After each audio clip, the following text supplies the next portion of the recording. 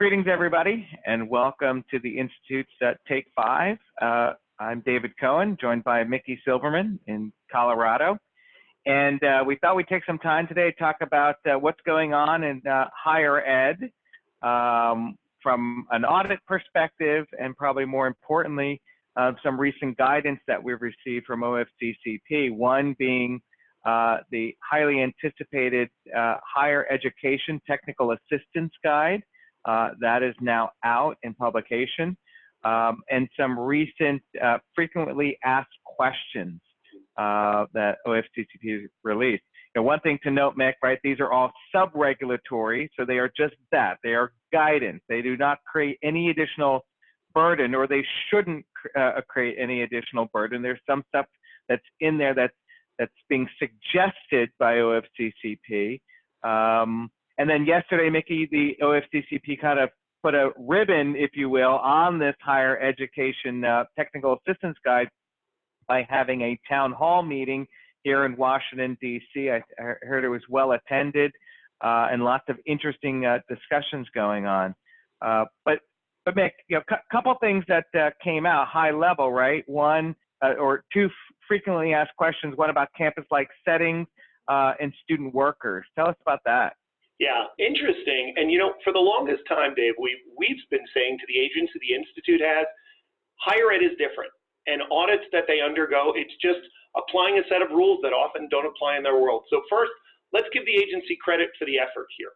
They have taken a number of steps to seek to address unique aspects of higher ed circumstances and fit them in with their EEO obligations. So with that said, one of the threshold issues that universities have dealt with for the longest time is how do they construct their AAP singular or AAPs plural, right? You have a large university, it's off across a sprawling campus, it has different schools, different disciplines, often let's say an affiliated law school, a medical center, an actual hospital, and for the longest time the agency has seemed to default to put together a single AAP, right? The regulations speak about having establishment level AAPs, unless you apply for a FAP. But this area has been a bit of a disconnect, I think, for the longest time. And the OFCCP has sought to address that, both in the FAQs that you mentioned that came out about a month ago, and then the TAG document that just came out very recently.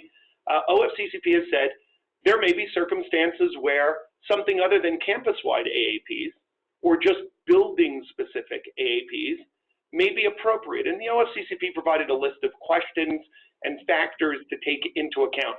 I'm not convinced yet that they provide as clear guidance as they could for higher ed employers, but at least it's an effort. So that's one clear takeaway, is from higher ed employers to think about the issue of their structure and whether it should be all in campus-wide or something different.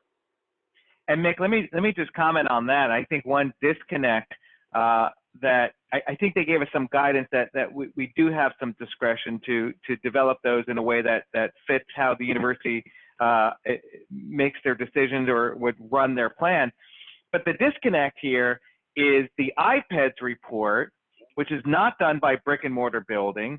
And so if now I decide to do, you know, my AAPs by school, let's just say, where's the audit letter going to? Is it going to a building? Is it going to the university? Is it going to a specific school? And then how do I respond? What do I give OFCCP? Hopefully we'll get more guidance from that.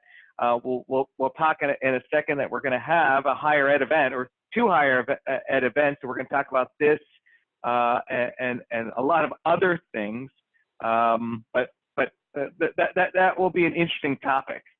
I think that's right, and it's really the tip of the iceberg, Dave, because the issue of plan structure, the issue of job group structures, you know, between the academic and the staff sides of the house in a university environment, compensation, the TAG went into great detail, and I think in a somewhat controversial way about compensation. One thing the TAG said is a best practice is to do multiple iterations, multiple levels of aggregation. So picture this, looking at all of your faculty together, all of your tenured faculty together, or maybe subsets within that, the TAG seems to say, why don't you look at it at higher levels and lower levels? Well, I'm a lawyer.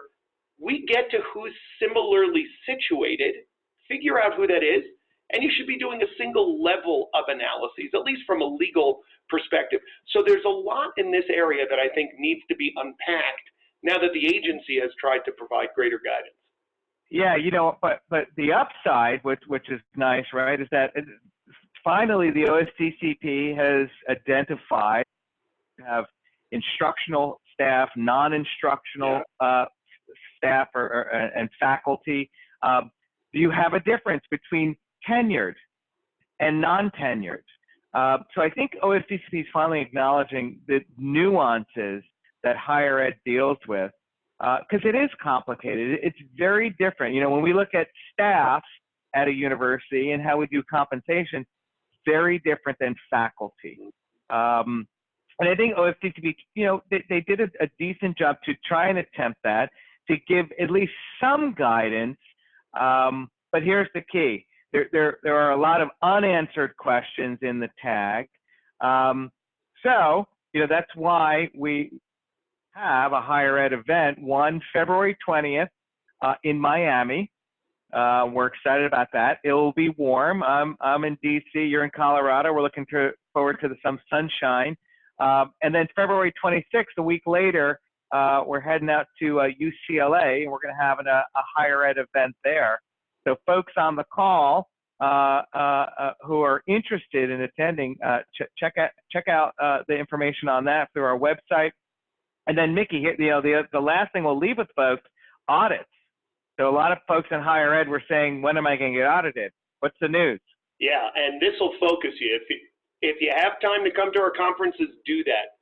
For this reason, if no other reason, OFCCP deliberately left higher ed employers off of the last CSAL, the last list of audits, with 3,500 locations.